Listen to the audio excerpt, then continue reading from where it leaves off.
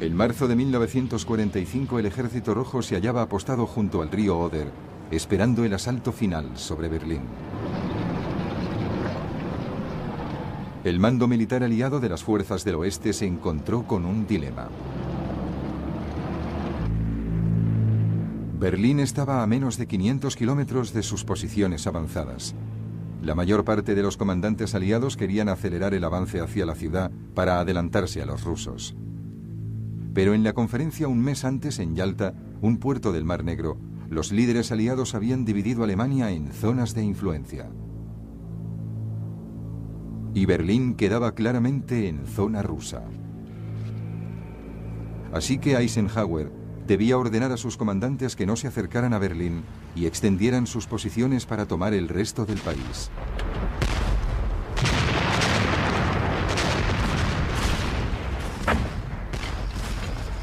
El 1 de abril, las tropas estadounidenses rodearon las ciudades industriales del Ruhr.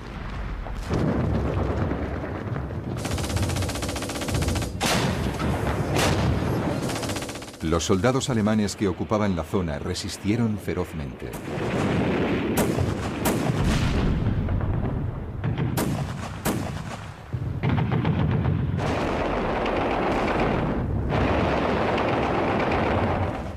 Cuando 2 semanas después la zona cayó, más de 325.000 soldados fueron hechos prisioneros.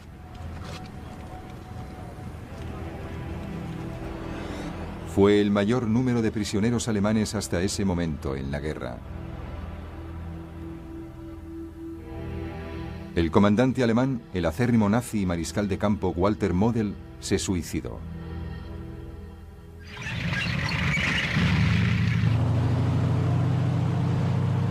En otros lugares del país la resistencia fue más irregular y los ejércitos del general Bradley barrieron toda Alemania.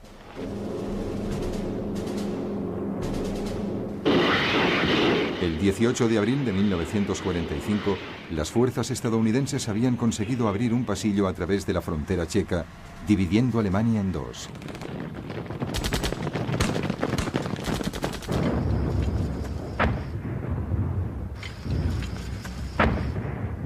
Mientras tanto, al norte del Ruhr, el primer ejército canadiense de Montgomery inició la liberación de Holanda.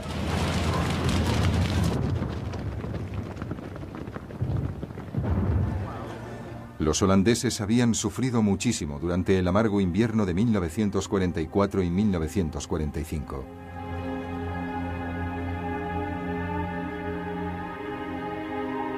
La fuerza de ocupación alemana se había incautado de gran cantidad de provisiones de comida y combustible y se la había llevado fuera del país.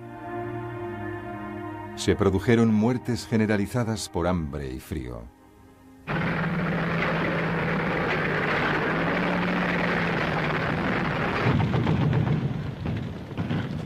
La ciudad holandesa de Arnhem fue tomada el 15 de abril de 1945. El progreso fue rápido y al día siguiente los canadienses habían liberado Groninga, cerca de la costa norte holandesa.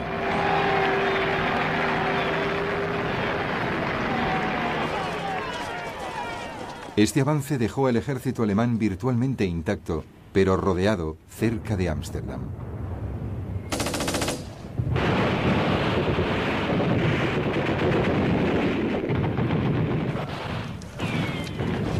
Poco después se negoció un alto el fuego.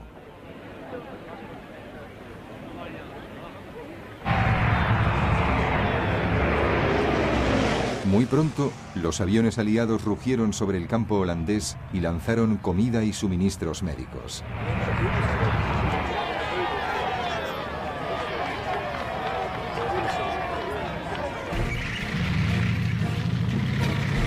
Al mismo tiempo, el segundo ejército británico, a las órdenes de Montgomery, avanzó con firmeza hacia la meseta norte alemana. Osnabrück cayó el 4 de abril. Los británicos pronto llegaron al puerto alemán de Bremen. Allí se enfrentaron a la feroz resistencia alemana.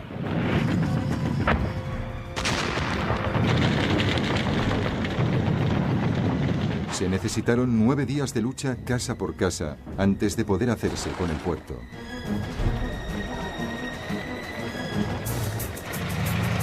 2 días después, las fuerzas británicas de Montgomery llegaron al Elba en Lauenburg.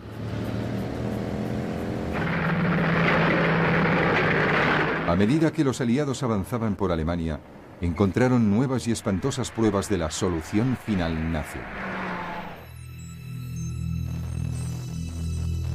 A principios de abril de 1945, las tropas estadounidenses liberaron un campo de concentración en Ohrdruf, cerca de Weimar, en el centro de Alemania.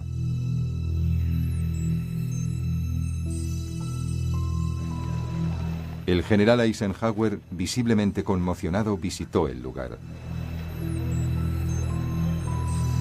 Las SS habían evacuado a la mayor parte de los prisioneros, pero habían dejado montones de cadáveres.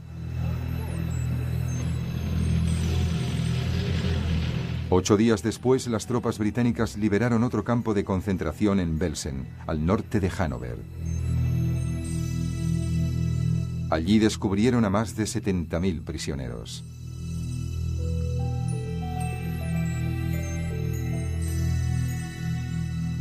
Millares de ellos estaban ya muertos. El resto iba muriendo poco a poco de hambre y sufría todo tipo de enfermedades. Un reportaje de radio del corresponsal de la BBC, Richard Dimbleby, narra los horrorosos detalles. He cruzado la barrera y me he encontrado en un mundo de pesadilla. Los vivos yacían con la cabeza contra los cadáveres y a su alrededor se movía una terrible procesión fantasma de gente consumida y sin rumbo, sin nada que hacer y sin ninguna esperanza de sobrevivir.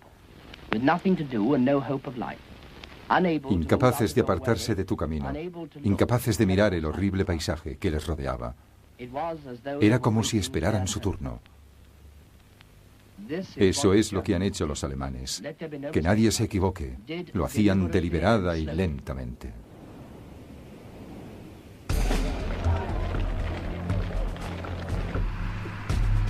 Más al sur, en Italia, el frente alemán también empezaba a venirse abajo.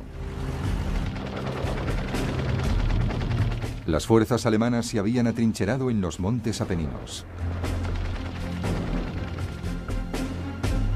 El mariscal de campo Sir Harold Alexander, comandante aliado en el Mediterráneo, lanzó una ofensiva.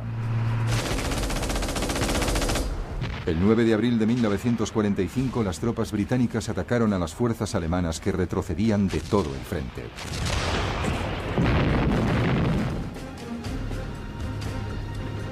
Cinco días después, las tropas estadounidenses también avanzaban y se aproximaban a la orilla sur del río Po. Los alemanes se retiraron hacia la orilla norte. El comandante de las fuerzas alemanas en Italia, el general Heinrich von Wittinghoff, no pudo retener el avance aliado durante mucho tiempo. No tuvo otra opción que contactar con los aliados y el 29 de abril se rindió incondicionalmente.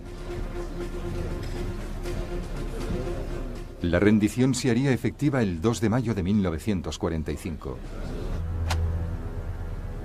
Fue la primera rendición oficial de fuerzas alemanas en toda Europa.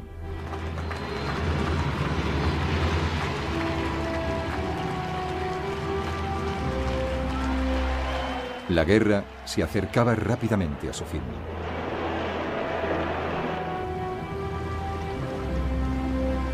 En Alemania, las fuerzas estadounidenses y rusas se habían encontrado en el Elba, cerca de Leipzig. Es el momento que el mundo entero ha estado esperando durante todo este tiempo, el momento en que el aliado occidental se encuentre con el aliado oriental.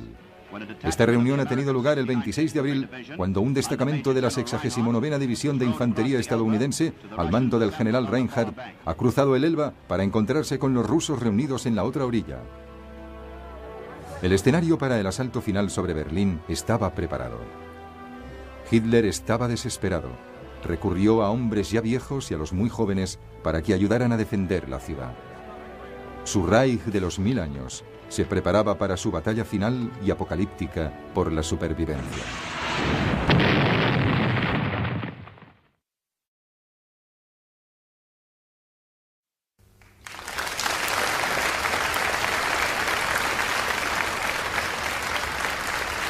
El 1 de abril de 1945, Joseph Stalin convocó en Moscú a sus mejores comandantes para darles órdenes sobre la captura de Berlín.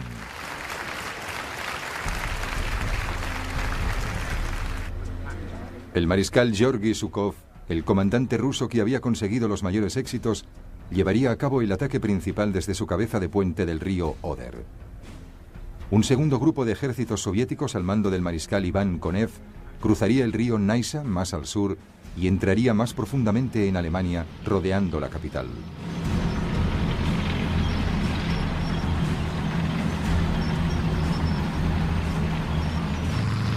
Todos ellos formaban una enorme fuerza soviética de más de 2,5 millones de hombres. Estaban equipados con 6.000 tanques y armas autopropulsadas y 40.000 cañones, morteros y lanzacohetes. Pero los alemanes no iban a ponerles las cosas fáciles. La capital estaba defendida por 1 millón de hombres. Muchos de ellos se encontraban atrincherados en fuertes posiciones defensivas, particularmente en las colinas de Shiloh, una empinada y escarpada elevación del valle del Oder, justo delante del punto de asalto de Zhukov. Los defensores eran un grupo heterogéneo de excombatientes, fanáticos de las SS y jóvenes sin experiencia obligados a luchar, algunos de apenas 14 años, además de ancianos miembros del Volkssturm o Ejército del Pueblo.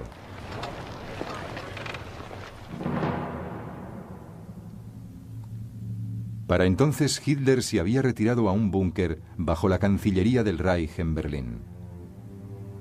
El Führer tomaba mucha medicación y se movía arrastrando los pies y pasaba gran parte de su tiempo dando órdenes cada vez menos realistas a ejércitos en su mayoría imaginarios. Sus apariciones públicas se habían vuelto cada vez más escasas. Pero a principios de marzo le convencieron de que visitara a algunas de las tropas que se preparaban para la defensa de la línea del Oder.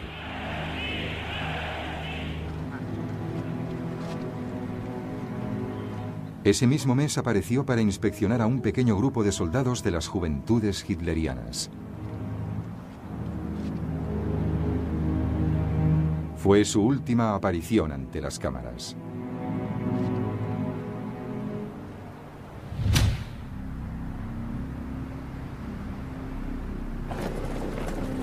El 13 de abril de 1945, el presidente estadounidense Franklin Roosevelt moría de un infarto. Había sido uno de los principales arquitectos de la guerra, responsable de invertir todo el poder estadounidense en la ofensiva aliada. El ministro de propaganda nazi, Joseph Goebbels, aprovechó la ocasión para animar a su cada vez más confundido Führer y hacerle creer que la alianza aliada se vendría abajo. La victoria alemana todavía podía surgir de las fauces de la derrota.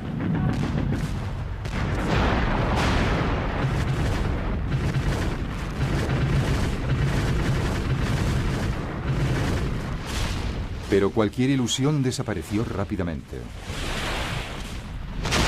3 días después de la muerte de Roosevelt, Zhukov inició su ataque sobre Berlín.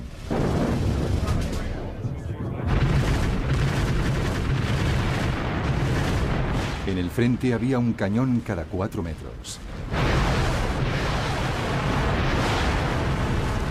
Pero la defensa alemana lo había previsto y retrocedió para evitar el bombardeo. Cuando la infantería de Zhukov avanzó, se encontró con una inesperada y dura resistencia.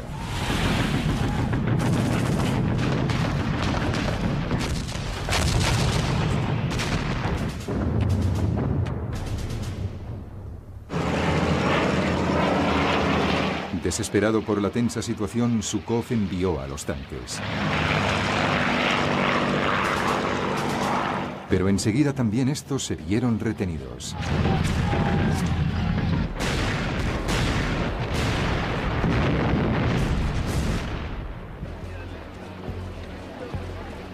Mientras tanto, en el sur, el asalto del segundo grupo de ejércitos de Konev había obtenido mejores resultados.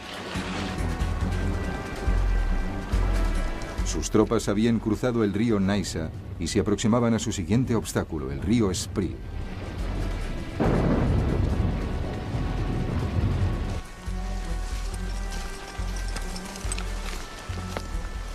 Stalin avivó la rivalidad entre sus dos comandantes, permitiendo que Konev desplazara sus tanques hacia el norte, hacia Berlín. Estaba encantado con la idea de que hubiese una carrera para tomar la ciudad.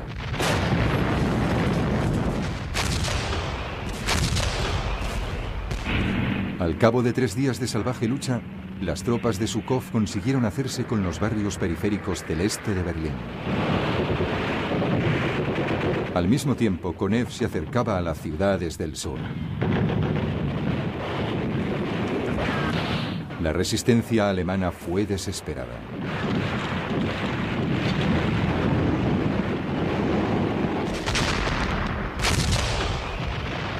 El 25 de abril, los ejércitos soviéticos se unieron y empezó el asalto final sobre Berlín.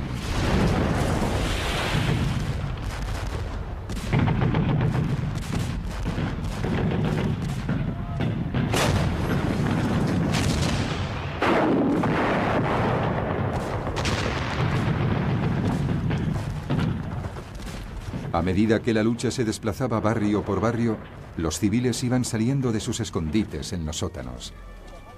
Pero los rusos hicieron caso omiso de las banderas de rendición.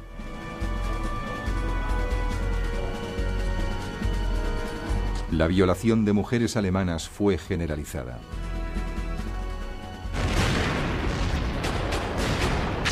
Tres días más tarde, los defensores de la ciudad que habían resistido se concentraban en una pequeña zona del centro de Berlín de menos de 3 kilómetros de ancho.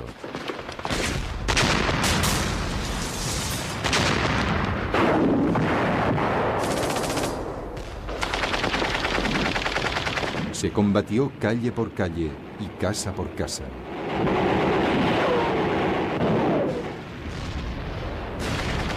La mañana del 30 de abril, las tropas soviéticas empezaron el asalto del Reichstag, la sede del Parlamento alemán. Stalin lo consideraba un símbolo del poder nazi.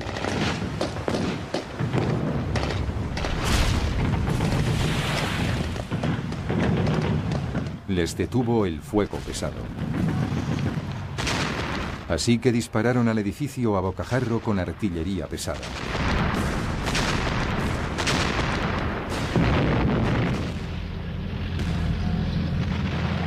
Esa noche, los rusos consiguieron asaltar el Parlamento.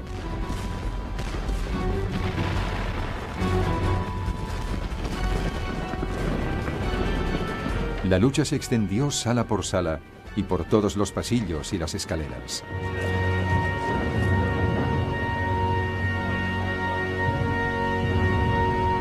Pasarían 4 horas antes de que pudiese izarse la bandera roja en una de las torres del edificio. A la mañana siguiente, el 1 de mayo de 1945, la lucha se dramatizó para las cámaras. Pero para entonces Hitler ya estaba muerto. El 30 de abril, mientras se llevaba a cabo la encarnizada batalla, el hombre cuya desmedida ambición había sumido al mundo en la guerra más cruenta y destrozado un continente exterminando a millones de judíos, se suicidó. Sie wollten, Herr, kompromisslos die einzige Macht und alleinige Macht in Deutschland. Wir können glücklich sein zu wissen, dass diese Zukunft restlos und... Su amante desde hacía años, Eva Braun, con la que se había casado el día anterior, murió con él.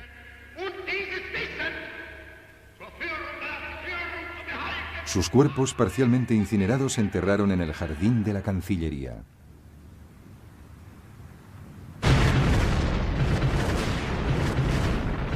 Pero la lucha continuó.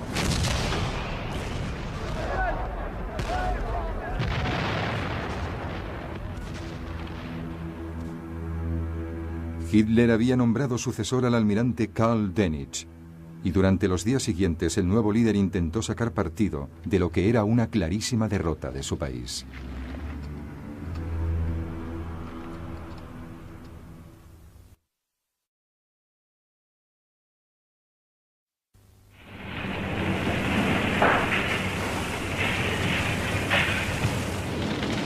El 1 de mayo de 1945, el día después de la muerte de Hitler, el pueblo alemán recibió la noticia de que el Führer había caído en la batalla y que debían continuar luchando contra la amenaza bolchevique.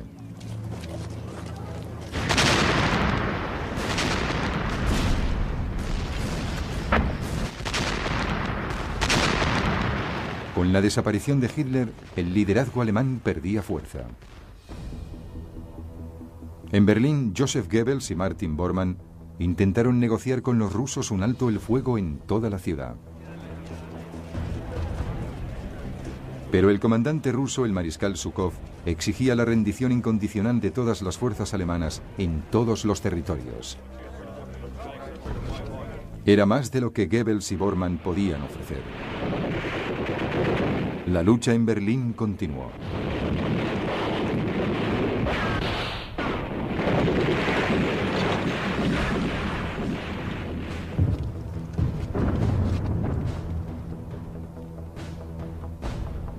Esa misma noche, Goebbels y su esposa mataron a sus 6 hijos y se suicidaron. Fue también esa noche cuando Bormann desapareció. Durante los años 90, una prueba de ADN confirmó el hallazgo de su cadáver en Berlín.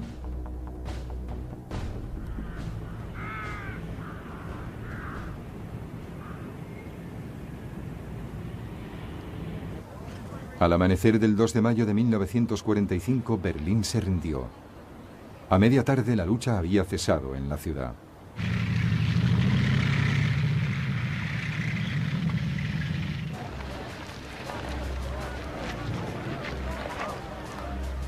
Por todo el país, el ritmo de la rendición alemana fue aumentando.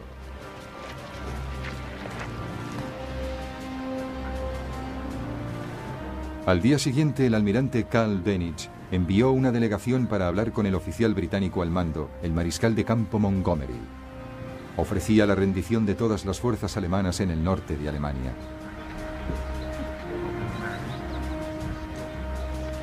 Montgomery respondió diciendo que no tenía autoridad para aceptar una rendición en nombre de los estadounidenses o los rusos. Solo podía aceptar la rendición de las tropas que se enfrentaban a las fuerzas británicas. Dönitz no tuvo más opción que aceptar las condiciones de Montgomery. Pero eso dejaba a Alemania luchando todavía en el resto del país.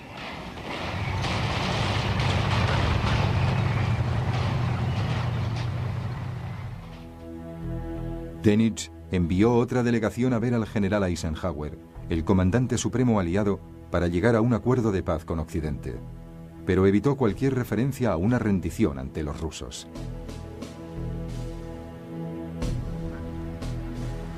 Eisenhower rechazó la oferta de Dönitz e insistió en que solo la rendición incondicional de todas las fuerzas alemanas sería aceptable. Nuevamente Dönitz se vio obligado a echarse atrás.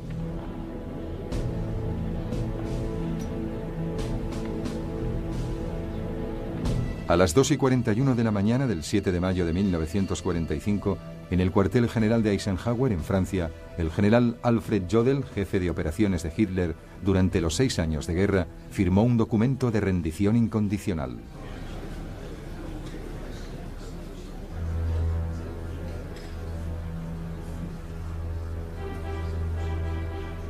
El jefe del Estado Mayor de Eisenhower, Walter Bedell Smith, firmó en nombre de los aliados occidentales. El general Iván Susloparov firmó en nombre de la Unión Soviética.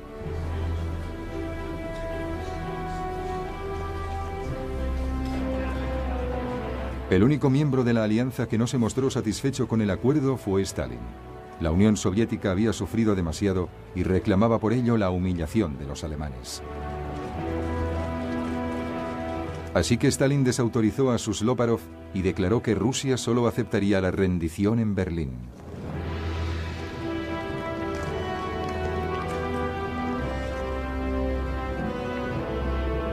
Al día siguiente, el ex jefe del Estado Mayor de Hitler, el mariscal Wilhelm Keitel, firmó un segundo documento de rendición para satisfacer a Stalin.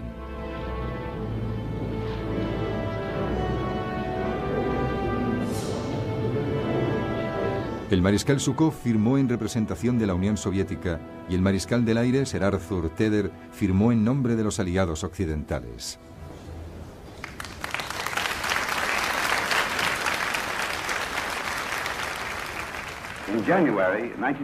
Cuando en enero de 1943 el ahora fallecido presidente Roosevelt y el primer ministro Churchill se reunieron en Casablanca, redactaron la fórmula de la rendición incondicional de los poderes del eje. En Europa, esa fórmula finalmente se ha cumplido.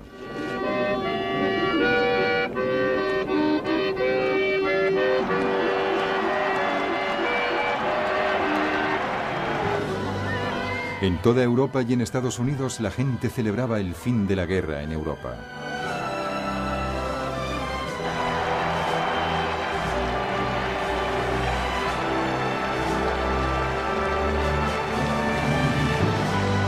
A partir de entonces, el día después de la rendición alemana, el 8 de mayo de 1945, se conocería como el Día de la Victoria en Europa.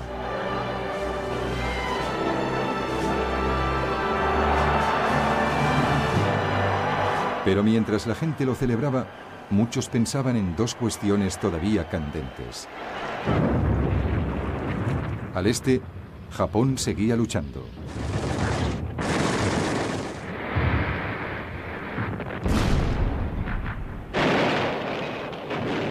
Y en Europa, el continente estaba en ruinas y tenía grandes problemas que había que solucionar.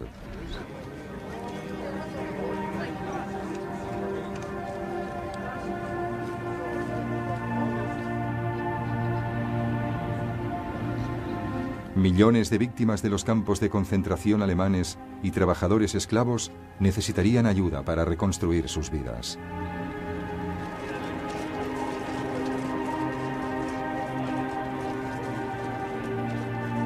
Millones de soldados alemanes capturados tendrían que ser investigados antes de permitirles volver a casa.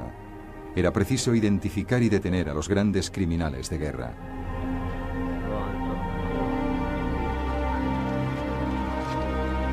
Las SS eran un objetivo muy particular. Habían sido los responsables de algunas de las mayores atrocidades de la guerra.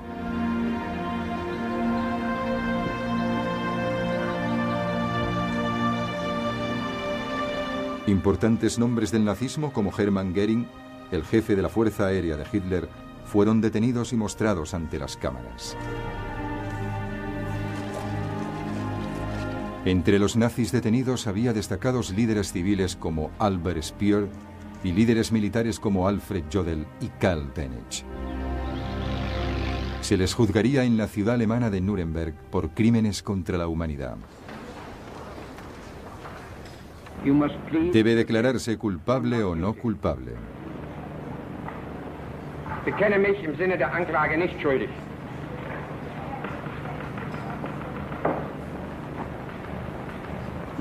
Rudolf Hess debe declararse culpable o no culpable.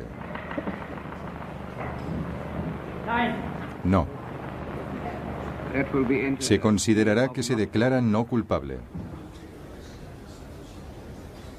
Los líderes nazis recibieron condenas de entre 10 años de prisión y la pena de muerte. Göring se suicidó antes de que pudieran colgarle.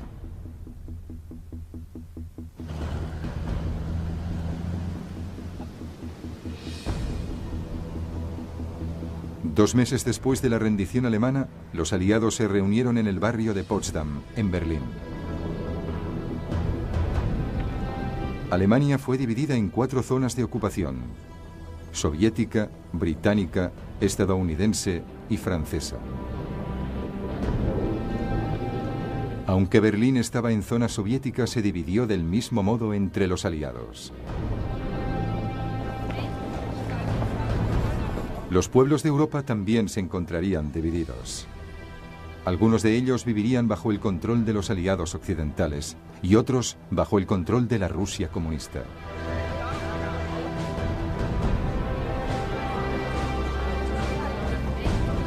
Pero antes de enfrentarse a esas cosas, había que ganar la guerra del Pacífico.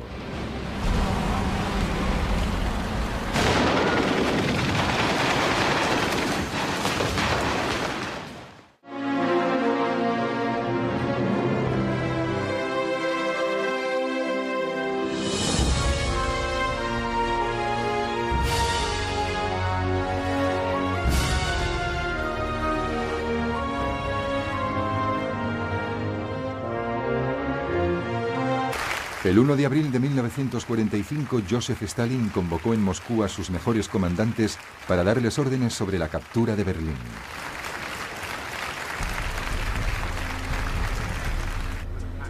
El mariscal Georgy Zhukov, el comandante ruso que había conseguido los mayores éxitos, llevaría a cabo el ataque principal desde su cabeza de puente del río Oder. Un segundo grupo de ejércitos soviéticos al mando del mariscal Iván Konev cruzaría el río Naisa más al sur y entraría más profundamente en Alemania, rodeando la capital.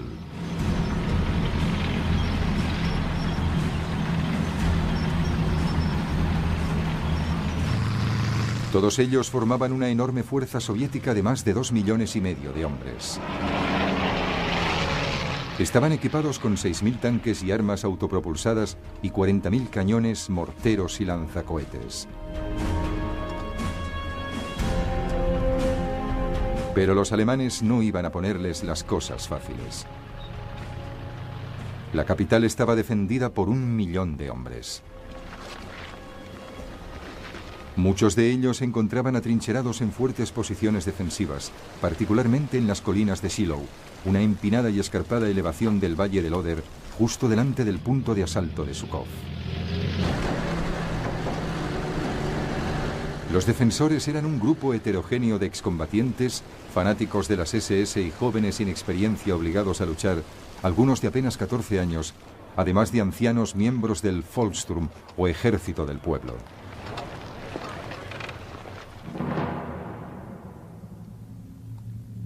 Para entonces Hitler se había retirado a un búnker bajo la Cancillería del Reich en Berlín. El Führer tomaba mucha medicación y se movía arrastrando los pies, y pasaba gran parte de su tiempo dando órdenes cada vez menos realistas a ejércitos en su mayoría imaginarios. Sus apariciones públicas se habían vuelto cada vez más escasas. Pero a principios de marzo le convencieron de que visitara a algunas de las tropas que se preparaban para la defensa de la línea del Oder.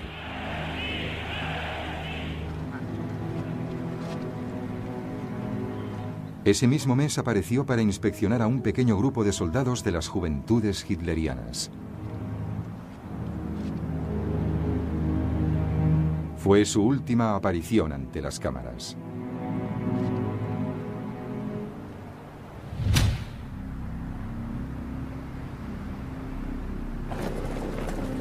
El 13 de abril de 1945, el presidente estadounidense Franklin Roosevelt moría de un infarto.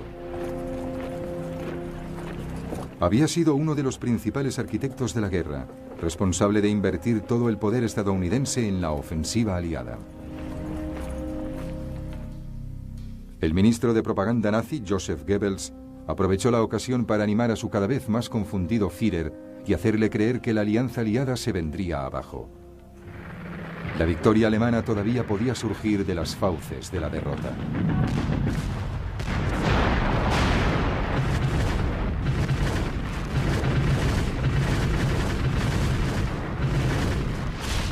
Pero cualquier ilusión desapareció rápidamente. 3 días después de la muerte de Roosevelt, Zhukov inició su ataque sobre Berlín.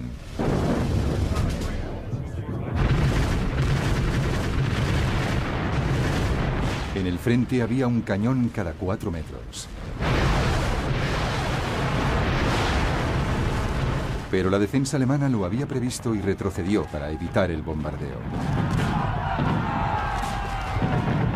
Cuando la infantería de Zhukov avanzó, se encontró con una inesperada y dura resistencia.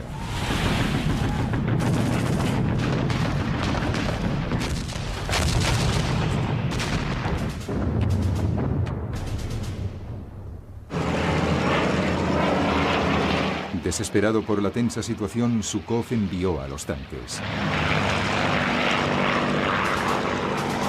Pero enseguida también estos se vieron retenidos.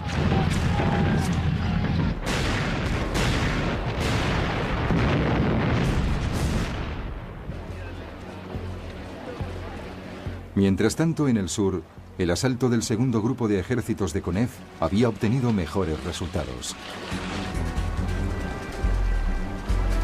Sus tropas habían cruzado el río Naisa y se aproximaban a su siguiente obstáculo, el río Spree.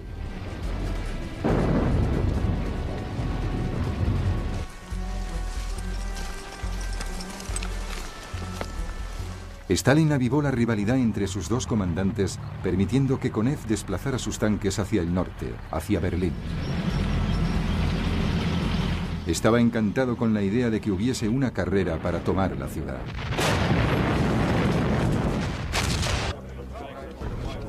Era más de lo que Goebbels y Bormann podían ofrecer. La lucha en Berlín continuó.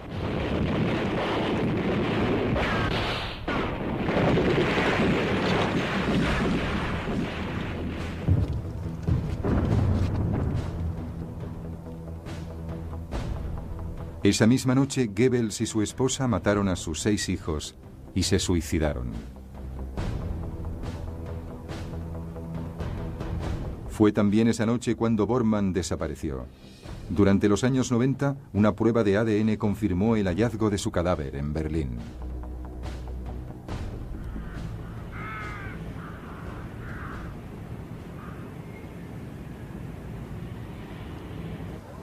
Al amanecer del 2 de mayo de 1945, Berlín se rindió. A media tarde la lucha había cesado en la ciudad.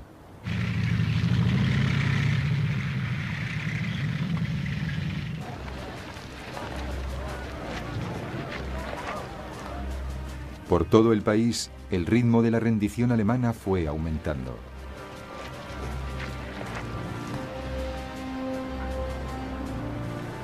Al día siguiente, el almirante Karl Dönitz envió una delegación para hablar con el oficial británico al mando, el mariscal de campo Montgomery. Ofrecía la rendición de todas las fuerzas alemanas en el norte de Alemania. Montgomery respondió diciendo que no tenía autoridad para aceptar una rendición en nombre de los estadounidenses o los rusos. Solo podía aceptar la rendición de las tropas que se enfrentaban a las fuerzas británicas. Dönitz no tuvo más opción que aceptar las condiciones de Montgomery. Pero eso dejaba a Alemania luchando todavía en el resto del país.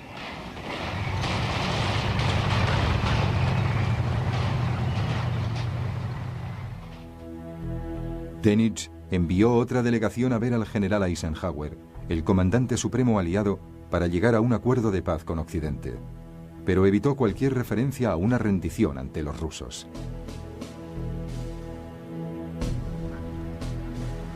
Eisenhower rechazó la oferta de Dönitz e insistió en que solo la rendición incondicional de todas las fuerzas alemanas sería aceptable. Nuevamente Dönitz se vio obligado a echarse atrás.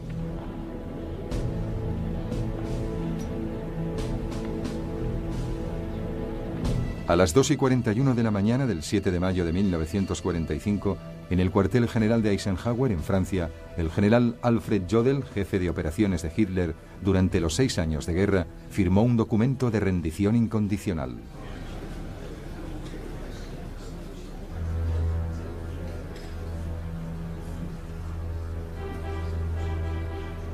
El jefe del Estado Mayor de Eisenhower, Walter Bedell Smith, firmó en nombre de los aliados occidentales. El general Iván Susloparov firmó en nombre de la Unión Soviética.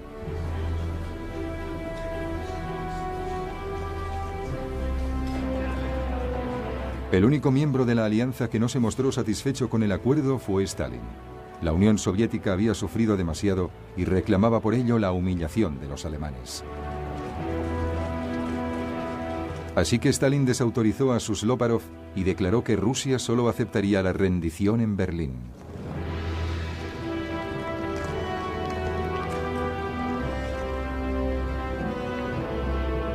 Al día siguiente, el ex jefe del Estado Mayor de Hitler, el mariscal Wilhelm Keitel, firmó un segundo documento de rendición para satisfacer a Stalin.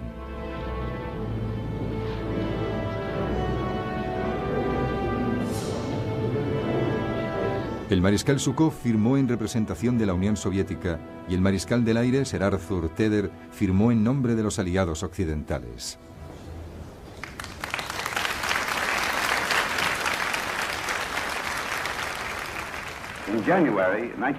Cuando en enero de 1943 el ahora fallecido presidente Roosevelt y el primer ministro Churchill se reunieron en Casablanca, redactaron la fórmula de la rendición incondicional de los poderes del eje. En Europa, esa fórmula finalmente se ha cumplido.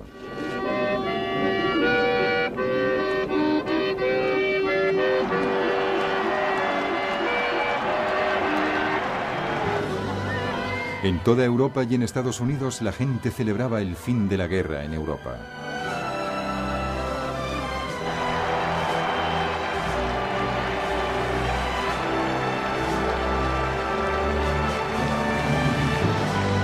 A partir de entonces, el día después de la rendición alemana, el 8 de mayo de 1945, se conocería como el Día de la Victoria en Europa.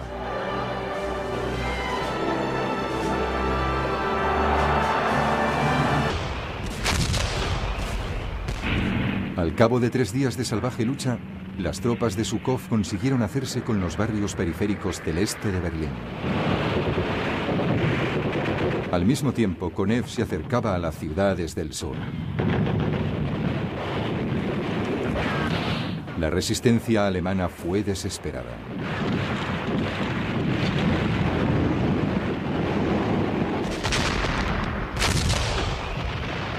El 25 de abril, los ejércitos soviéticos se unieron y empezó el asalto final sobre Berlín.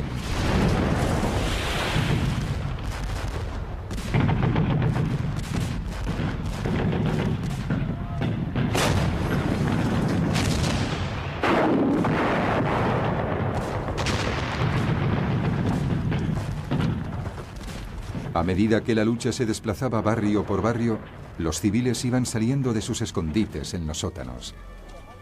Pero los rusos hicieron caso omiso de las banderas de rendición.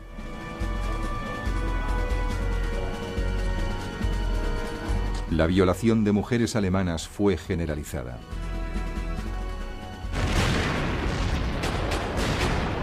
Tres días más tarde, los defensores de la ciudad que habían resistido se concentraban en una pequeña zona del centro de Berlín de menos de 3 kilómetros de ancho.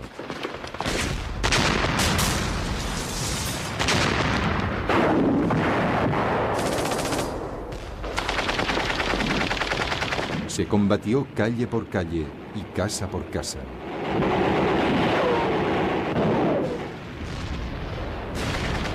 La mañana del 30 de abril, las tropas soviéticas empezaron el asalto del Reichstag, la sede del Parlamento alemán. Stalin lo consideraba un símbolo del poder nazi.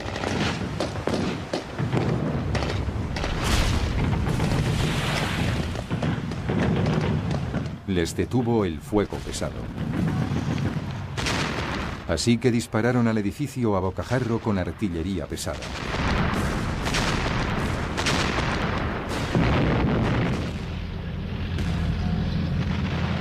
Esa noche, los rusos consiguieron asaltar el Parlamento.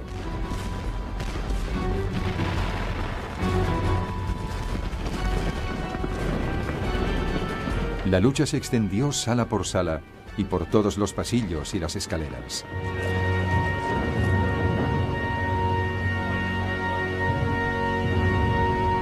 Pasarían 4 horas antes de que pudiese izarse la bandera roja en una de las torres del edificio.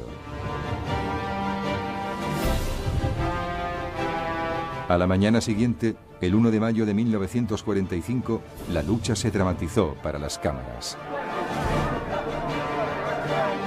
Pero para entonces Hitler ya estaba muerto. El 30 de abril, mientras se llevaba a cabo la encarnizada batalla, el hombre cuya desmedida ambición había sumido al mundo en la guerra más cruenta y destrozado un continente exterminando a millones de judíos, se suicidó. Sie wollten, Herr, kompromisslos die einzige Macht und alleinige Macht in Deutschland. Wir können glücklich sein zu wissen, dass diese Zukunft restlos und... Su amante desde hacía años, Eva Braun, con la que se había casado el día anterior, murió con él.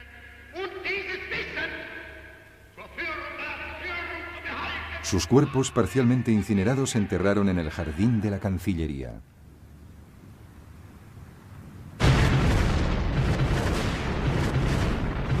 Pero la lucha continuó.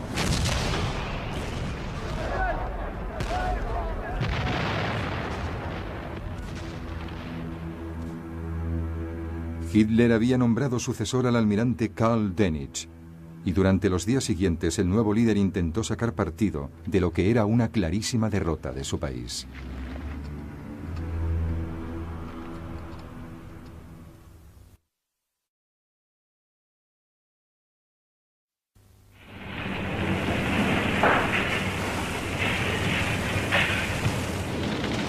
El 1 de mayo de 1945, el día después de la muerte de Hitler, el pueblo alemán recibió la noticia de que el Führer había caído en la batalla y que debían continuar luchando contra la amenaza bolchevique.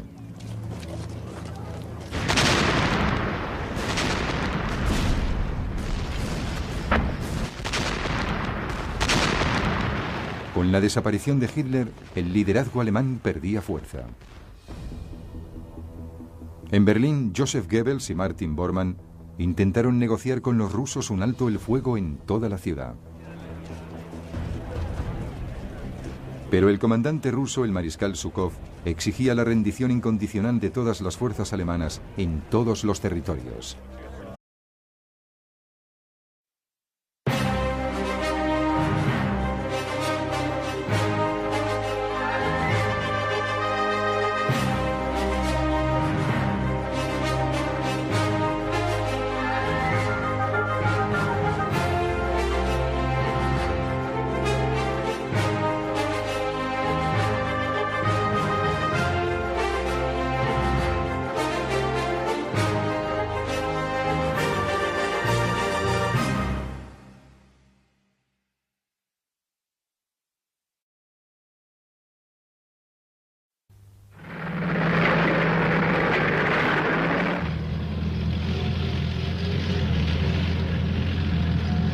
En marzo de 1945 el Ejército Rojo se hallaba apostado junto al río Oder, esperando el asalto final sobre Berlín.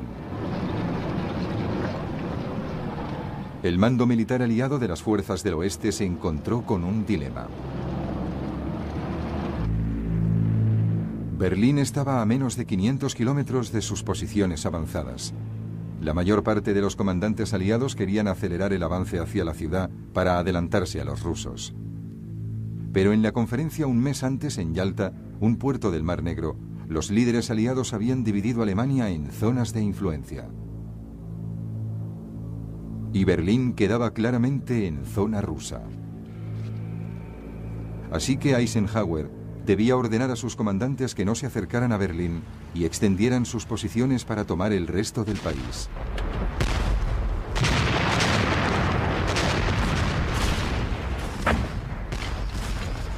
El 1 de abril, las tropas estadounidenses rodearon las ciudades industriales del Ruhr.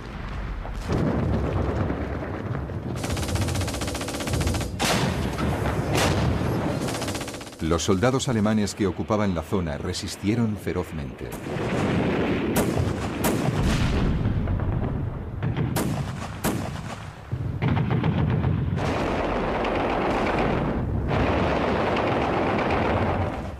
Cuando 2 semanas después la zona cayó, más de 325.000 soldados fueron hechos prisioneros.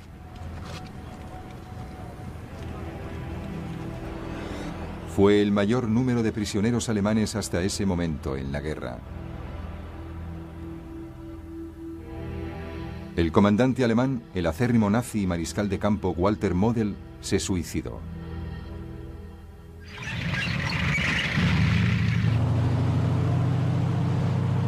En otros lugares del país la resistencia fue más irregular y los ejércitos del general Bradley barrieron toda Alemania.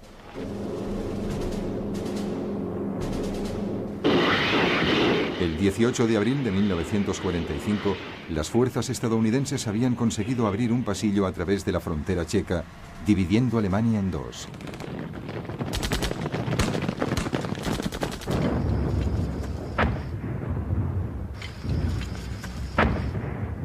Mientras tanto, al norte del Ruhr, el primer ejército canadiense de Montgomery inició la liberación de Holanda.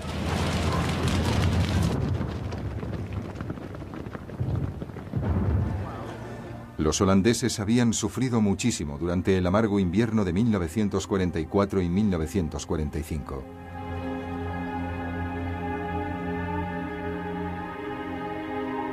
La fuerza de ocupación alemana se había incautado de gran cantidad de provisiones de comida y combustible y se la había llevado fuera del país. Se produjeron muertes generalizadas por hambre y frío.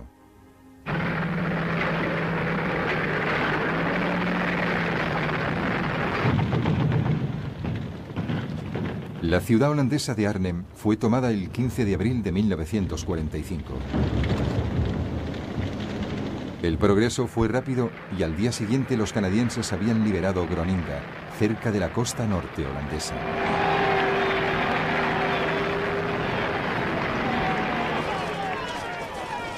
Este avance dejó al ejército alemán virtualmente intacto, pero rodeado cerca de Ámsterdam.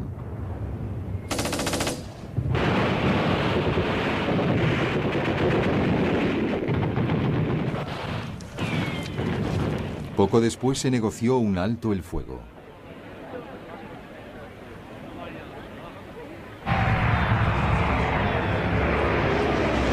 Muy pronto, los aviones aliados rugieron sobre el campo holandés y lanzaron comida y suministros médicos.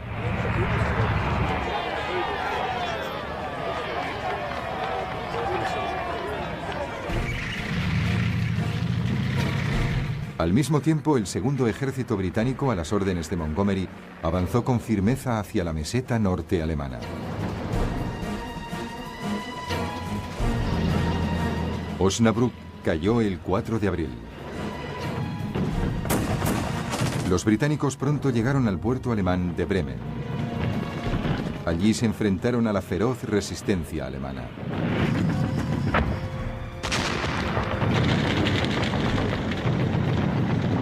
Se necesitaron 9 días de lucha casa por casa antes de poder hacerse con el puerto.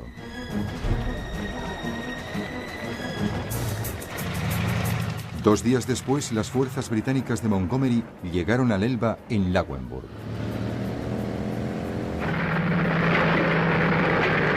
A medida que los aliados avanzaban por Alemania, encontraron nuevas y espantosas pruebas de la solución final nazi. A principios de abril de 1945, las tropas estadounidenses liberaron un campo de concentración en Ohrdruf, cerca de Weimar, en el centro de Alemania.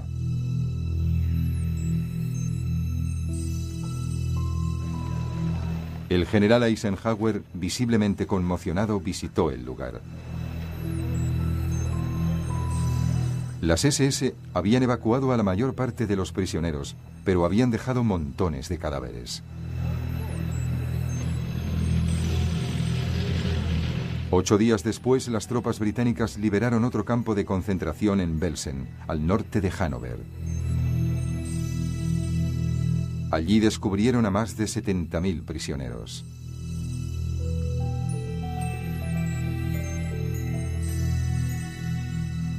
Millares de ellos estaban ya muertos. El resto iba muriendo poco a poco de hambre y sufría todo tipo de enfermedades.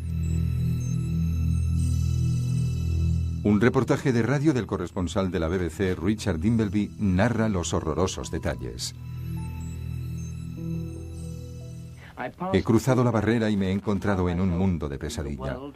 Los vivos yacían con la cabeza contra los cadáveres y a su alrededor se movía una terrible procesión fantasma de gente consumida y sin rumbo, sin nada que hacer y sin ninguna esperanza de sobrevivir. Incapaces de apartarse de tu camino, incapaces de mirar el horrible paisaje que les rodeaba. Era como si esperaran su turno.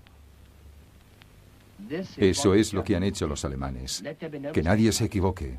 Lo hacían deliberada y lentamente.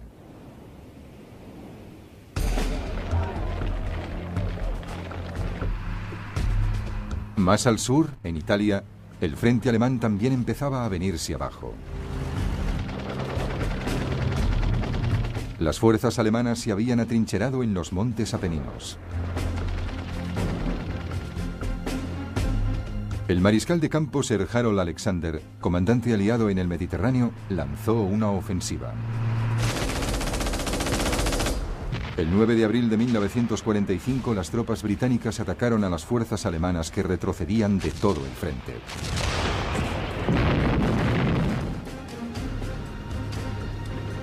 Cinco días después, las tropas estadounidenses también avanzaban y se aproximaban a la orilla sur del río Po. Los alemanes se retiraron hacia la orilla norte. El comandante de las fuerzas alemanas en Italia, el general Heinrich von Wittinghoff, no pudo retener el avance aliado durante mucho tiempo. No tuvo otra opción que contactar con los aliados y el 29 de abril se rindió incondicionalmente. La rendición se haría efectiva el 2 de mayo de 1945. Fue la primera rendición oficial de fuerzas alemanas en toda Europa.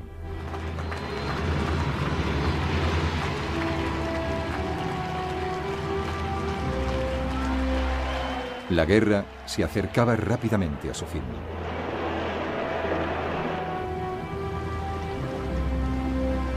En Alemania, las fuerzas estadounidenses y rusas se habían encontrado en el Elba, cerca de Leipzig. Es el momento que el mundo entero ha estado esperando durante todo este tiempo, el momento en que el aliado occidental se encuentre con el aliado oriental. Esta reunión ha tenido lugar el 26 de abril, cuando un destacamento de la 69ª División de Infantería estadounidense, al mando del general Reinhardt, ha cruzado el Elba para encontrarse con los rusos reunidos en la otra orilla. El escenario para el asalto final sobre Berlín estaba preparado. Hitler estaba desesperado. Recurrió a hombres ya viejos y a los muy jóvenes para que ayudaran a defender la ciudad. Su Reich de los 1000 años se preparaba para su batalla final y apocalíptica por la supervivencia.